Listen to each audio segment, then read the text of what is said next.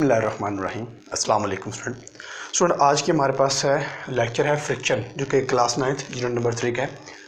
Friction होती क्या है स्टूडेंट? फ्रिक्शन इनफैक्ट एक फोर्स होती है। हमने एक पहले पढ़ी है फोर्स, जो कि पुश करती है, पुल करती है, डायरेक्शन को चेंज करती है। तो फ्रिक्शन भी एक फोर्स है। अब ये फोर्स करती है कि अगर कोई ऑब्जेक्ट मूव कर रहा है तो उसको रोकने की कोशिश करेगी। ठीक हो गया। सपोज करते हैं कि आप बाइक के ऊपर मूव कर रहे हैं, बाइक आप बहुत फास्ट चला रहे हैं, तो आगे से आपको हवा का प्रेशर फील होगा। अब वो प्रेशर जो हवा का आपको फील होगा, इनफैक्ट वो क्या करेगा, वो आपकी वेलोसिटी को, आपकी मूवमेंट को, आपकी मूविंग को रोकने की कोशिश करेगा। ठीक हो गया। फॉर एग्जांपल, अगर आप इस डायरेक्शन में मूव कर रहे हैं, ठीक है, ये आपकी मूवमेंट है, ये आपकी वेलोसिटी है, ठीक है। अब जो फ्रिक्शन होगी वो आपको आगे से रोकेगी, फ्रंट से रोकेगी, तो ये हमारे पास होगी फ्रिक्शन। ठीक है। तो हम कहेंगे फ्रिक्शन एक ऐसी फोर्स है जो मूविंग ऑब्जेक्ट को अपोज करती है, जो मूविंग ऑब्जेक्ट की को अपोजिट डायरेक्शन में होती है, जो मूविंग ऑब्जेक्ट को रोकने की कोशिश करती है। ठीक हो गया। ज़रूरी नहीं कि ये जो फ्रिक्शन है ये हवा की हो, ये फ्रिक्शन कोई भी, ये अगर आप एक और एग्जाम्पल ले लें, फुटबॉल को हम किक करते हैं, अब थोड़ी देर बाद फुटबॉल मूविंग करता करता रुक जाता है। क्यों रुकता है? दो रीज़न होती हैं, एक हवा का प्रेशर और दूसरा ग्रेविटी होती है उसकी। ठीक है। अब जो ग्रेविटी होती है, जो ऑब्जेक्ट को मूव करने के अपोजिट होती है, उसको हम कहेंगे वो एक्ट करती है एज अ फ्रिक्शन के तौर पर। तो फ्रिक्शन को हम यूँ डिफाइन करेंगे, a opposing force, and opposing force. ठीक है, ये एक अपोजिंग फोर्स होती है जो कि मूविंग ऑब्जेक्ट को रोकने की कोशिश करती है। अब हम बात करते हैं कि फ्रिक्शन होती है वो डिपेंड किस पर करती है? डिपेंडेंस। ये डिपेंड करती है सो दो चीज़ों पर डिपेंड करती है। पहली होती है प्रेसिंग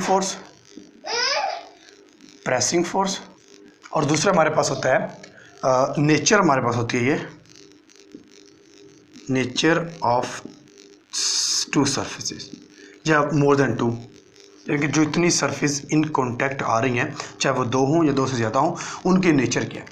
प्रेसिंग फोर्स के पहले हम एग्जांपल ले लेते हैं। सपोज करते हैं हमारे पास ये एक सरफेस है, इसके ऊपर अगर मैं अपना हाथ रखूं और इसको मूव करूं, दो कंडीशन है। पहली कंडीशन, मैं ऊपर फोर्स अप्लाई नहीं करता, ईजीली नॉर्मल हाथ रख कर मैं मूव कराता हूँ तो ये ईजिली मूव कर सकते हैं। ठीक हो गया। सेकंड कंडीशन में क्या करता हूँ कि इस पर मैं फोर्स मजीद अप्लाई कर देता हूँ, इस तरह फोर्स अप्लाई करता हूँ, अब इसको मूव करवाता हूँ, तो अब ये मूव करने में मुश्किल हो रही है, मतलब मूविंग नहीं होगी। मतलब ये है कि जितनी ज़्यादा प्रेसिंग फोर्स बढ़ती जाएगी, फ्रिक्शन भी उतनी बढ़ती जाएगी। पहले नॉर्मल था, मूव किया, अब मैंने फोर्स बढ़ा दी, यानी कि प्रेस कर दिया ज़्यादा फोर्स था, अब इसकी मूवमेंट में प्रॉब्लम आ रही है, तो हम कहेंगे कि एक तो डिपेंड करती है प्रेसिंग फोर्स पर। अब दूसरी चीज़ है नेचर ऑफ टू सर्फेसिस। अब सपोज करते हैं कि मैं यही हाथ इस बोर्ड के ऊपर मूव करवाता हूँ, बोर्ड बहुत सॉफ्ट है, बहुत इजीली मूव करेगा। ठीक हो गया, और मेरा हाथ भी ख़राब नहीं होगा। अच्छा, एक तो ये नेचर होगी। अब दूसरी नेचर, हम ये सरफेस चेंज कर लेते हैं, रोड के ऊपर, सड़क के ऊपर इसी हाथ को मूव करवाया जाए, तो आपका क्या ख्याल है कि हाथ मूव करेगा? हाथ मूव नहीं करेगा, हाथ की हालत ख़राब हो जाएगी। क्यों? क्योंकि ये वाली सरफेस और टाइप की है, इसकी नेचर और है, और जो रोड है, सड़क है, उसकी नेचर कुछ और है, वो रफ सरफेस है। ठीक हो गया। तो एक और एग्जांपल में ले लेते हैं। एक आप बाइक ड्राइव करते हैं, घर के अंदर जब आप बाइक खड़ी करते हैं, घर के अंदर चूँकि टाइल्स वगैरह लगी होती हैं या पत्थर लगा होता है, तो जब आप, अगर वो गीला है, ठीक है, तो बाइक का टायर वहाँ पर स्लिप होने के चांसेस ज़्यादा होते हैं। ठीक होगा। और अगर वही आप रोड के ऊपर ले जाएं, रोड के ऊपर मूव करें, तो वहाँ पर स्लिप होने के चांसेस बहुत कम होते हैं, क्योंकि नेचर जो है सरफेस की वो चेंज हो चुकी है। राइट। उसके बाद स्टूडेंट हमारे पास है अच्छा, एक और चीज़ है कि जितनी हमें सरफेस स्मूथ नज़र आती है, लेकिन उतनी उसमें कुछ ना कुछ हब्स आ जाते हैं। जैसा कि हम सपोज करते हैं कि हमारे पास है एक ये सरफेस है, सपोज कर लेते हैं, ये एक हमारे पास सरफेस है, ये हमारे पास लकड़ी का कोई ब्लॉक समझ लें, इसके ऊपर हम एक छोटा सा ब्लॉक और रख लेते हैं इस तरह से। ठीक हो गया। अब एक ब्लॉक के ऊपर आपने दूसरा ब्लॉक रखा हुआ है। अब ये वाला आपको एरिया नजर आया जिसको मैं सर्कल करने लगा, ये वाला छोटे ब्लॉक का और बड़े ब्लॉक का, दोनों आपस में इन टच हैं, कॉन्टैक्ट में हैं। अब अगरचे जितनी भी ये स्मूथ सरफेस हों, छोटे ब्लॉक वाली बड़े ब्लॉक वाली, लेकिन फिर भी इसमें कुछ ना कुछ फ्रिक्शन होगी। कैसे? अब हम ऐसा करते हैं कि जिसको मैंने सर्कल किया ना उसको हम मैग्नीफाई व्यू लेते हैं। जब मैग्नीफाई व्यू लेंगे तो हमारे पास हमें कुछ इस तरह से नज़र आएगा, ये इस तरह से। ये जो रेड ब्लू वाली है ये छोटा ब्लॉक है, जो ब्लैक वाली है वो बड़ा वाला ब्लॉक है। इसमें कुछ इस तरह से हमें सरफेस नज़र आएगी, इस तरह से, ठीक है। ये आपको कर्व लाइन बीच में नज़र आ रही होगी। इनफैक्ट जब कर्व लाइन, मैं इसको और मैग्नीफाई कर देता हूँ, अगर मैं और मैग्नीफाई करूँ शायद आपको क्लियर हो जाए मज़ीद। मैं यहाँ पर कर देता हूँ, ये बड़े वाला ब्लॉक है और ये छोटे वाला ब्लॉक है, ठीक हो गया। और इसके दरमियान में ये हमारे पास कुछ हब्स बन रहे हैं इस तरह से, ठीक हो गया। अब ये जो हब्स बन रहे हैं, हब्स या फिर इसको हब्स का नाम देते हैं, ठीक है। अब जो हब्स हैं, इनफैक्ट ये जितना भी स्मूथ, जैसे कि ये बहुत स्मूथ है लेकिन फिर भी कुछ ना कुछ इसमें फ्रिक्शन होगी, वो इस हब्स की वजह से होगी, ठीक है। अब देखें, जहाँ पर ये एरिया इन कॉन्टैक्ट है, ये वाला और ये वाला, यहाँ पर फ्रिक्शन ज़्यादा होगी और इस वाले एरिया में फ्रिक्शन कम होगी, ठीक होगा। तो इसलिए हम कहेंगे कि इस वाले सीन, इसको हम कहेंगे कोल्ड वेल्ड। क्या बोलेंगे इसको हम? Cold weld. वेल्ड क्या होता है? वेल्ड मतलब होता है वेल्डिंग। वेल्डिंग करना क्या होता है कि दो सरफेस को आपस में मिलाकर इलेक्ट्रिकली वेल्ड कर देना, उनको आपस में परमानेंटली जोड़ देना, ठीक है। ये मतलब वेल्ड। और कोल्ड मतलब, अब कोल्ड वाले केस में ये होगा कि बस ये अगर ऑब्जेक्ट को हम इलेक्ट्रिकली नहीं जोड़ते, एक जगह ऊपर रखकर से मूव करवाते हैं, तो उस केस में जो आपस में जुड़ जाती हैं और आपस में उनके फ्रिक्शन प्रोड्यूस होती है, उसको हम बोल देंगे ये हमारे पास कोल्ड वेल्ड। ये जो पैच है ये कोल्ड वेल्ड को, इनको हम कोल्ड वेल्ड का नाम देते हैं। उसके बाद स्टूडेंट हमारे पास है फोर्स ऑफ लिमिटिंग फ्रिक्शन की डेफिनेशन है। अच्छा, एक और चीज़ है, हर एक चीज़ की कोई ना कोई लिमिट होती है, हर एक चीज़ की एक्सपायर डेट होती है, ठीक है। फॉर एग्जांपल आप किसी बंदे को, एक बंदा है उसमें बहुत ज़्यादा बर्दाश्त है, बहुत बर्दाश्त है उसमें, आप कहते हैं इस बंदे में बहुत बर्दाश्त है यार, जो भी उसको कहे ये बर्दाश्त कर लेता है। आखिर कब तक वो बर्दाश्त करेगा? एक ना एक दिन उसने बोल पड़ना है, ठीक है। इसी तरह जिस तरह फ्रिक्शन जो है उसकी भी एक लिमिट होती है, ठीक है।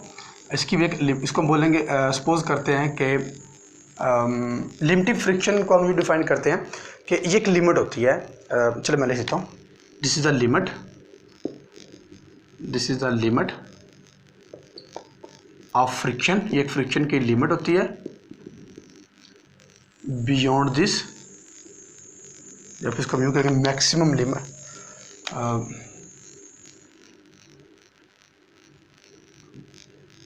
दिस इज द मैक्सिमम, चले, this is maximum limit of friction. Beyond this it can not increase, ठीक है। और इसको हम बोल देंगे force of limiting friction, force of limiting friction, ठीक है। तो force of limiting friction, again example ले लेते हैं।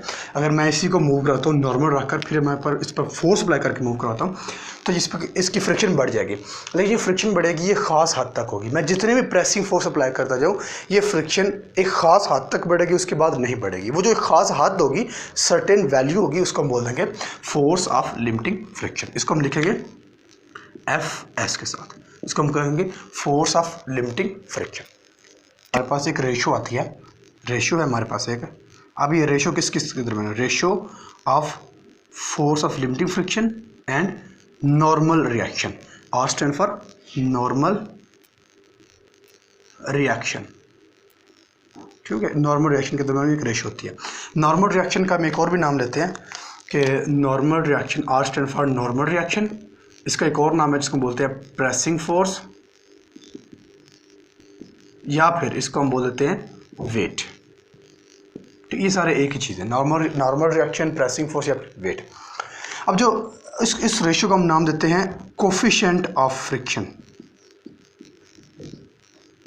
कोफिशिएंट ऑफ फ्रिक्शन का कोफिशिएंट। इसको हम म्यू, इसको लिखते हैं म्यू, इसको बोलते हैं म्यू, ये यू टाइप होता है, म्यू इसको बोलते हैं। और ये हमारे पास होता है mu is equal to FS/R, यानी कि it's a ratio, mu is a ratio force of limiting friction to normal reaction. अब जो कि नॉर्मल रिएक्शन का वेट भी है, तो इसको हम चेंज करके यूँ लिख सकते हैं W is equal to M ji.